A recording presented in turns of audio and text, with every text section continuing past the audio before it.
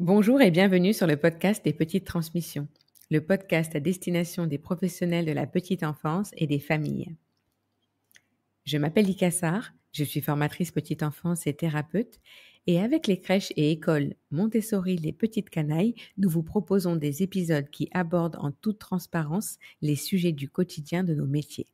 Nous sommes ravis de vous retrouver pour la 4e saison du podcast. Au-delà de ce que nous imaginions, nous sommes comblés par les retours que vous nous faites. Nous avons imaginé ce média comme un lieu de rencontre, de partage d'expériences et aussi d'enrichissement personnel. Alors merci pour l'accueil que vous lui faites et tout ce que vous permettez en poursuivant les débats avec nous au-delà des ondes. Pour cette nouvelle saison, nous continuerons à explorer ensemble les défis, les innovations et les enjeux qui façonnent nos métiers.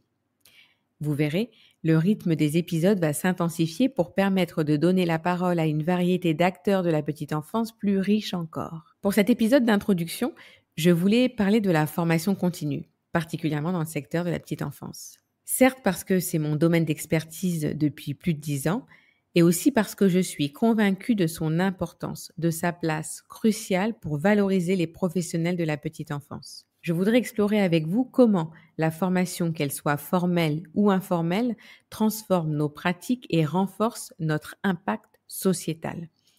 Parce que oui, il est bien question d'impact sociétal lorsque nous avons fait le choix conscient de participer à l'éducation d'une nouvelle génération d'humains. Alors installez-vous confortablement et plongeons ensemble dans ce sujet essentiel.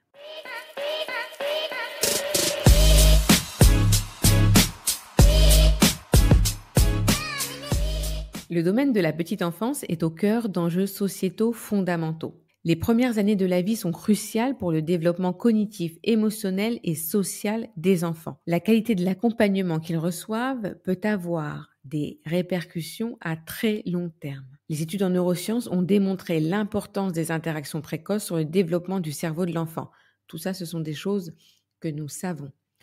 D'ailleurs, pour aller plus loin sur ce sujet, je vous invite à écouter ou réécouter les épisodes en compagnie des docteurs Catherine Guéguin et Héloïse Junier sur ce même podcast. Dans de nombreux pays, les professionnels de la petite enfance ne reçoivent pas toujours la reconnaissance à la hauteur de leur rôle. Sociologiquement, cela s'explique en partie par le fait que ces métiers sont historiquement associés aux soins, souvent perçus comme une extension du travail domestique, traditionnellement féminin d'ailleurs. Cela a contribué probablement à la sous-valorisation de ces professions, tant en termes de rémunération que de prestige social. Je crois que c'est là que la formation continue peut jouer un rôle crucial. Elle ne se limite pas à la simple acquisition de compétences techniques, comme celles souvent acquises sur l'ensemble des formations initiales. Elle participe à une revalorisation collective de nos métiers en la professionnalisant davantage. La formation permet de redéfinir notre rôle, non seulement comme des gardiens du bien-être des enfants, mais aussi comme des éducateurs et des acteurs clés du développement des futures générations, comme je le disais dans l'introduction. Du point de vue scientifique, nous savons que l'apprentissage tout au long de la vie est essentiel pour diverses raisons. Cela permet de nous stimuler, de remobiliser des connaissances et de se sentir inclus et acteurs de nos décisions liées à cet apprentissage. Dans une carrière dédiée spécifiquement à la petite enfance, je vérifie assez régulièrement que nos apprentissages se confrontent sans cesse à notre vécu, notre histoire de vie et nos motivations de l'instant. Ce que nous apprenons au cours de la formation continue, et je reviendrai ensuite sur ce que j'appelle formation continue, vient s'ajouter à nos compétences existantes, certes, mais résonne assurément différemment en fonction du moment où nous le recevons. Des études montrent également que la formation continue améliore non seulement les pratiques professionnelles, mais aussi le bien-être psychologique des travailleurs. En développant leurs compétences, les professionnels se sentent plus compétents et donc plus sûrs d'eux dans leur rôle. C'est en fait un cercle vertueux. Une meilleure formation mène à une meilleure estime de soi, ce qui conduit à un meilleur accompagnement des enfants. Nous recherchons l'engagement des professionnels dans leur quotidien. Je pense que la formation est une petite partie de la recette. Dans un domaine aussi évolutif que la petite enfance, où les découvertes scientifiques influencent directement les pratiques, rester informé et formé est une nécessité absolue.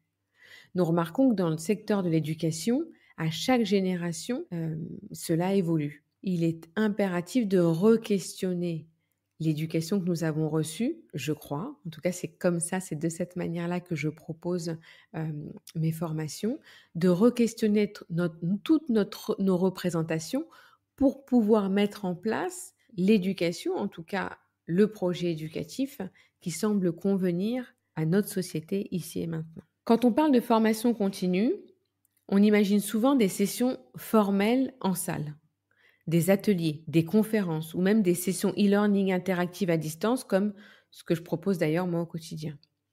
Mais la formation ne se limite pas à cela. En crèche notamment, elle inclut également des éléments plus informels mais tout aussi essentiels selon moi.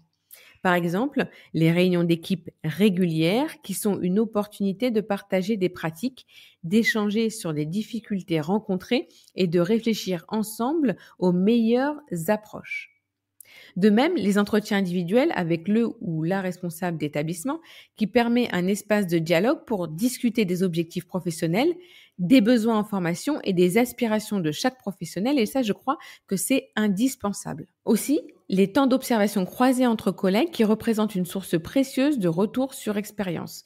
Ces moments d'observation permettent de prendre du recul sur ses propres pratiques en observant celles de ses collègues et ça permet d'en tirer des enseignements et de continuer à évoluer, à condition bien sûr que cela soit fait dans un climat de confiance et de bienveillance. Enfin, n'oublions pas que les podcasts, les webinaires ou les conférences en ligne peuvent aussi être considérés comme des outils de formation continue. En tout cas, c'est vraiment de cette manière que nous avons pensé ce podcast, les petites transmissions, et ils permettent, en tout cas c'est vraiment le retour que vous nous en faites, d'accéder à des réflexions, à des retours d'expérience, à des savoirs d'experts de manière flexible et accessible. Beaucoup d'entre vous les utilisent d'ailleurs pour ouvrir des débats d'équipe ou en guise de préparation de journée pédagogique, par exemple. Tous ces éléments, bien qu'ils ne soient pas toujours formellement identifiés comme de la formation, contribuent, je pense, largement à la montée en compétences et à la valorisation des professionnels de la petite enfance. Au sein des crèches Les Petites Canailles, en plus du large programme de formation, nous plaçons ce point de formation informelle, de co-formation comme crucial et déterminant pour offrir un cadre sécurisé, sécurisant et valorisant à la fois pour les enfants et aussi pour les professionnels. Pour conclure, en nous formant, nous contribuons directement à cette mission sociale de grande envergure.